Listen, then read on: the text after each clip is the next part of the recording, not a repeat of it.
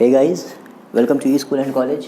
अभी जो हम देखने वाले हैं वो है एक्सरसाइज 8.2 क्लास 10। चैप्टर का नाम है इंट्रोडक्शन टू ट्रिग्नोमेट्री और वो क्वेश्चन है क्वेश्चन नंबर 4। तो चलिए देख सॉल्व करते हैं क्वेश्चन नंबर 4। Thank you.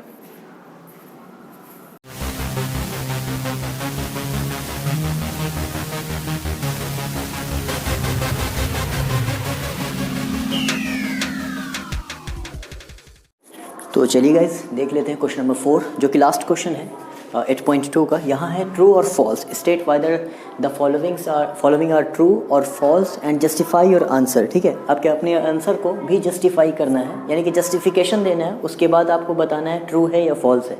जैसे फर्स्ट पार्ट में है sine A plus B equal to sine A plus sine B, यानी कि दोनों ए और बी को जोड़कर जो जोड़ दें उसके बाद साइन की वैल्यू निकालें, और या फिर sign A plus sine B अलग अलग वैल्यू निकालें तो क्या इक्वल होगा। तो चलिए देखते हैं। ए और बी का मतलब है एंगल है यहाँ पर, और एंगल आप 30 डिग्री, 0 डिग्री, 60, 45, 90 पढ़ चुके हैं। तो हम ले लेते हैं यहाँ पर, पहले जस्टिफिकेशन करेंगे।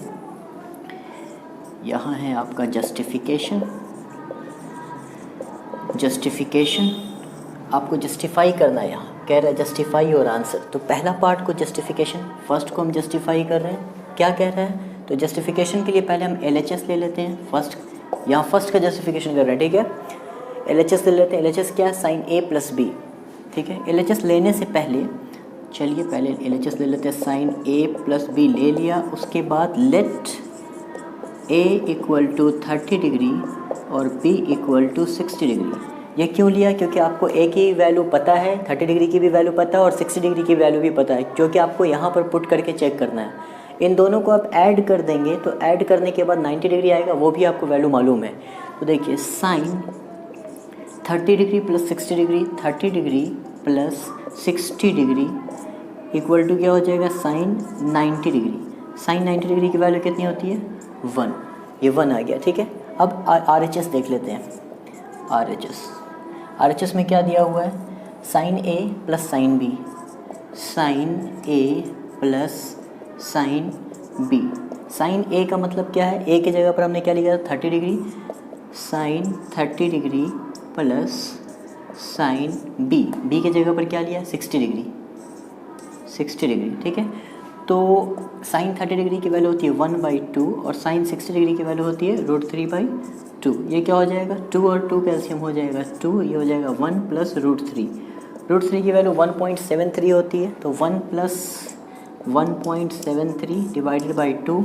इसका मतलब क्या हो गया ये, उसके बाद आप यहाँ लिख देंगे 2.73 डिवाइडेड बाई 2। तो ये 1 के इक्वल तो कभी नहीं होगा, क्योंकि LHS आपका 1 है, RHS 1 के इक्वल है नहीं। तो LHS not equal to RHS, LHS not equal to RHS। तो यहाँ पर ये क्या हो जाएगा, फर्स्ट पार्ट आपका फॉल्स, इसे लिख दीजिए। ठीक है, सेकेंड पार्ट का जस्टिफाई करिए। पहले देख लीजिए सेकेंड पार्ट क्या ट्रू है फॉल्स है। क्या कह रहा है कि the sine theta, the value of sine theta increases as theta increases. जैसे जैसे थीटा इंक्रीज़ करता जाता है साइन थीटा की वैल्यू भी इंक्रीज़ करती जाती है। क्या ये सही है या गलत है, तो चलिए चेक कर लेते हैं। जस्टिफिकेशन यहाँ लिख देना आप, सेकंड का जस्टिफिकेशन। ठीक है,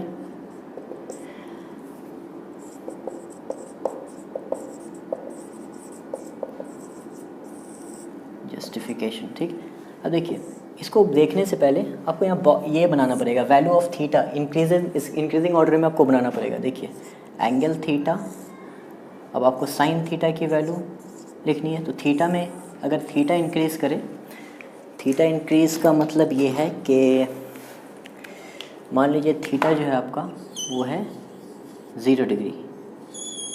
ठीक, एक मिनट, उसके बाद थीटा है 30 डिग्री, फिर है 45 डिग्री, फिर है 60 डिग्री और फिर 90 डिग्री।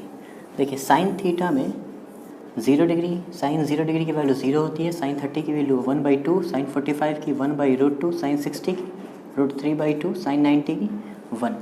अब देखिए 1/2 का क्या मतलब है, 0.5, 1/√2 का मतलब है 1/√2 का मतलब है 1.414, यानी कि 0.7 के करीब आ जाएगा। और ये जो होगा 0.8 या 0.9 होगा, और ये 1।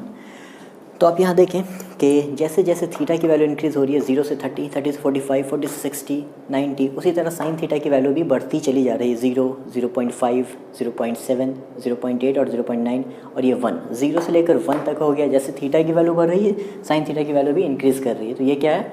ट्रू है, सही है। The value of sine theta increases, yes it is increase as theta increase, यानी कि ये क्या हो जाएगा?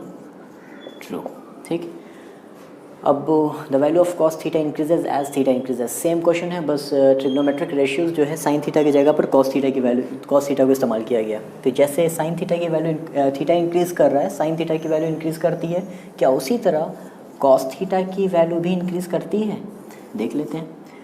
कॉस 0 की वैल्यू होती है 1, कॉस 30 की वैल्यू होती है √3/2, कॉस 45 की वैल्यू होती है 1/√2, कॉस 60 की वैल्यू होती है 1/2 और कॉस 90 की वैल्यू होती है 0। कहाँ इंक्रीज़ कर रही है? पहले 1 था और होते होते फिर ये 0 हो गया, ये डिक्रीज़ कर रहा है।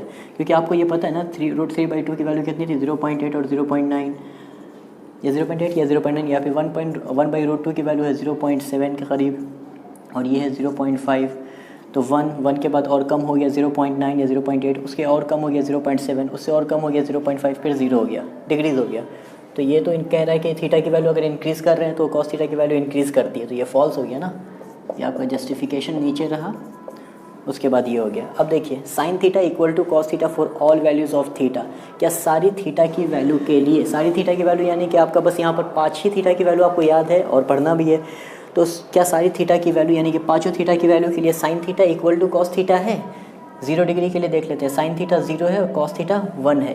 30 डिग्री के लिए साइन थीटा 0.5 है, ये नहीं है, ये भी वैल्यू इक्वल नहीं है, ये भी वैल्यू इक्वल नहीं। हाँ, बस √45 डिग्री के लिए यहाँ पर 0.7 है, बाकी किसी वैल्यू के लिए इक्वल वैल्यूज़ नहीं है, साइन थीटा और कॉस थीटा इक्वल नहीं है, बस 45 डिग्री के लिए। तो ये भी क्या हो गया आपका? द वैल्यू ऑफ, ये भी फॉल्स हो जाएगा। ठीक है, यहाँ क्या हो जाएगा?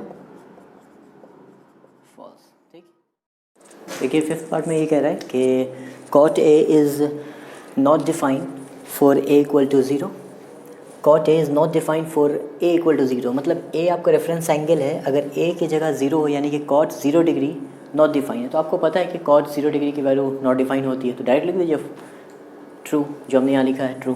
ठीक है, अगर डायरेक्ट नहीं लिखना चाहते हैं आप तो आप यहाँ पर जस्टिफिकेशन में ये दिखा देना, 5वें पॉइंट के जस्टिफिकेशन में आप जस्टिफिकेशन लिख देना,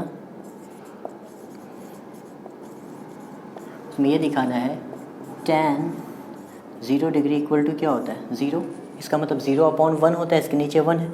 cot 0 क्या होता है? cot 0 डिग्री tan का रेसिप्रोकल होता है, तो 1/0 हो जाएगा। 1/0 क्या होता है?